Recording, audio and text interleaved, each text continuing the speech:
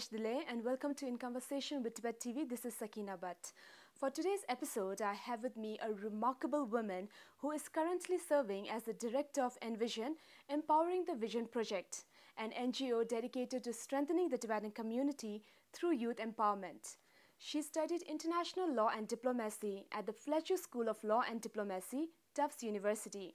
She maintains keen interest in issues of human rights, democracy, gender issues, and is also a member of the Parliament in Exile. She is Yudon Aukatsang. Yudon, I'm so glad that you are here with me today. Thank you for coming to our show. Thank you, Sakina.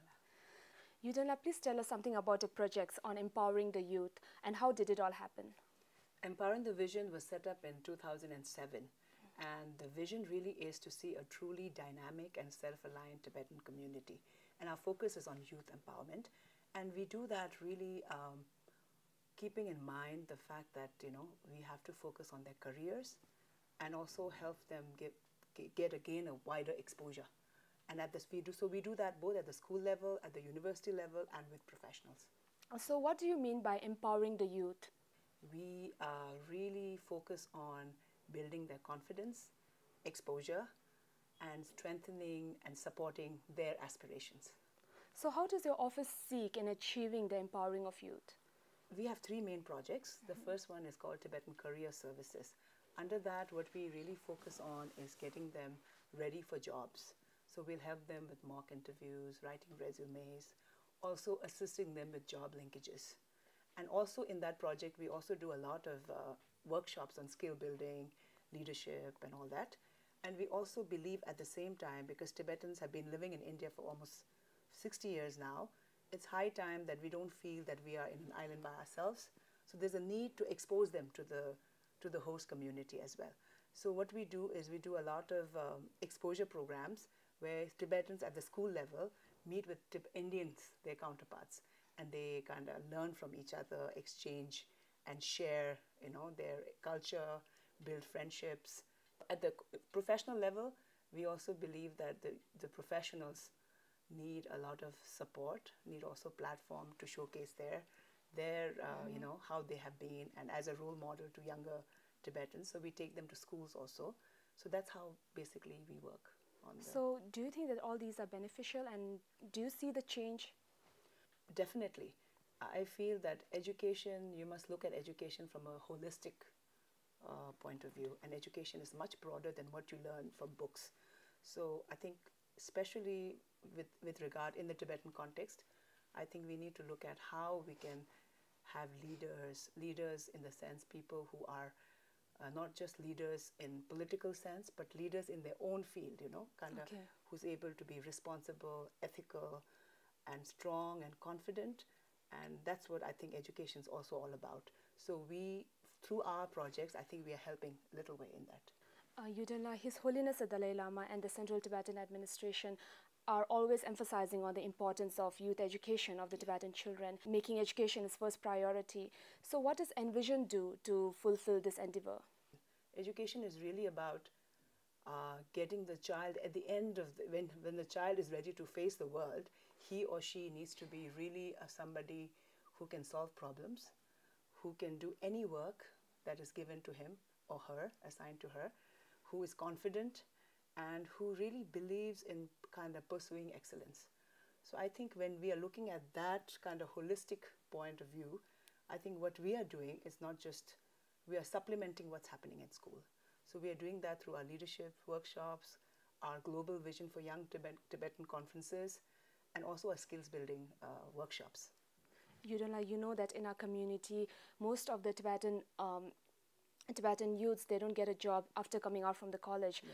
Only some of them do. And also CTA has very limited seats for jobs.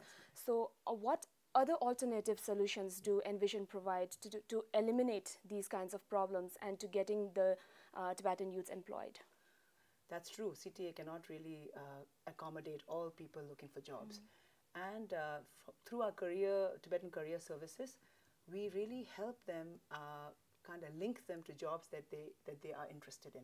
What we realized was very often many of these young people who come to us do not have any prior experience of work, and we had always encouraged them that you should do volunteership, internship, And when for the last almost like 4 years, what we have also done is come up with a fellowship, and through that fellowship we also provide from 30,000 to 50,000 rupees to young Tibetans, 10 Tibetans a year, to follow internship, and it's a paid internship from our side.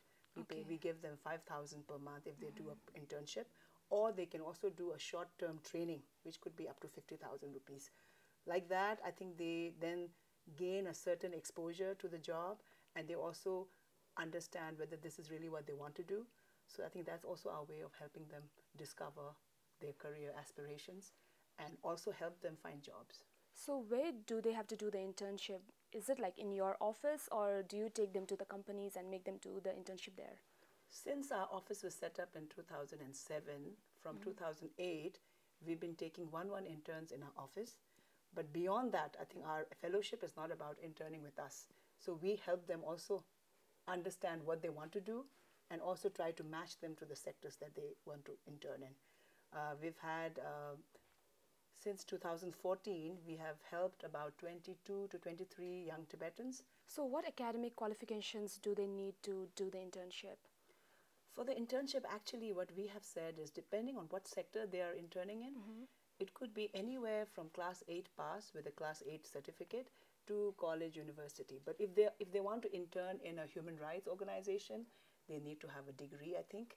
And if they want to intern in like a advertising agency, also I think they would need a certain degree, with a bachelor's degree.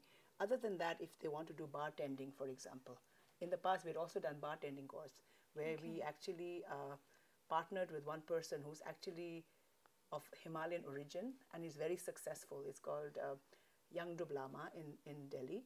So he gave us some kind of discount, and then we paid 10,000 per month for the person, and for 3 months the person could get a bartending diploma course.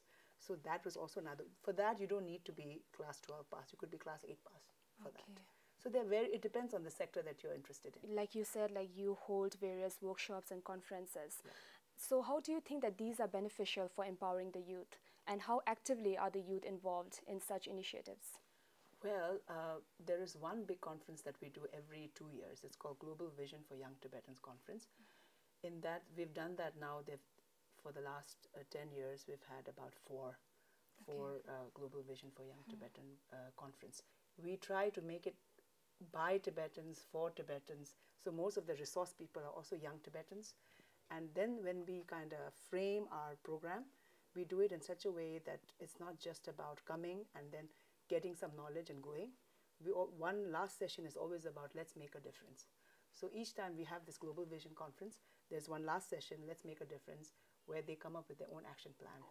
Like for this time, what we did was we said, can you think of initiatives that you can take in the community, or something that improves youths and make them more self-reliant? So in the last conference we had many ideas. We also kept some money, some seed money for ideas to support. We've had one person only who had come up with this project, Let's Write. So Let's Write. It's called Let's Write, means let's start writing. Okay. That we have problem in the community. Very few people, sit down to write. There are very few writers, and researching skill is something that's again very rare, and people haven't really kind of gotten into it. And so it came into fruition, and we supported half of it. We said we can't fully support. We had kept a very little amount, so he got around 20,000 for that project. So that way we try to keep it engaging, and also not just this Global Vision for Young Tibetans Conference. We do every year, we send about 10 students down to Panchgani, Pune, where there's an NGO called Initiatives of Change, and they have this youth camp, Indian National Youth Camp. Every year it happens from June 1st to June 8th. And we support the boarding and lodging of about 10 Tibetans every year. And then we advertise it, and students come to us from all over India, and we kind of facilitate that. And when they go for this, it's really about youth leadership again. And so they get exposed to not just to Tibetan people, Tibetan students, but wider Indian youths, And they come back. So there are other students as well, like Indian students are also there. It's actually mostly Indian students. And we support 10 Tibetan youth from our side, but also it's open to everybody. So any youth who's interested can also go for this conference. Okay. So this particular conference, we've been doing this since the beginning, since 2008, 9, 10, for the last 10 years. Okay, Yudon, you are also a strong advocate for gender equality in the Tibetan community. So what is your take on, and how far have we come as a gender equal society? We still have a way to go, I think. As a society, I feel we do see that now over the last many years, given equal opportunity, girls are excelling, right? Even in education, even in the field of any work, basically. So women given equal opportunity are doing very well. There is still, at that societal level and at that mental level, you know, I think we need to really overcome all that. So Yudon, you have your master's degree in law and diplomacy. How useful are your academic credentials when it comes to work as the director of ENVISION and also the member of the parliament? Well, my master's degree at the Fletcher School was on international law and diplomacy. And before that, I had one in international relations at the JNU, Jawaharlal Nehru University.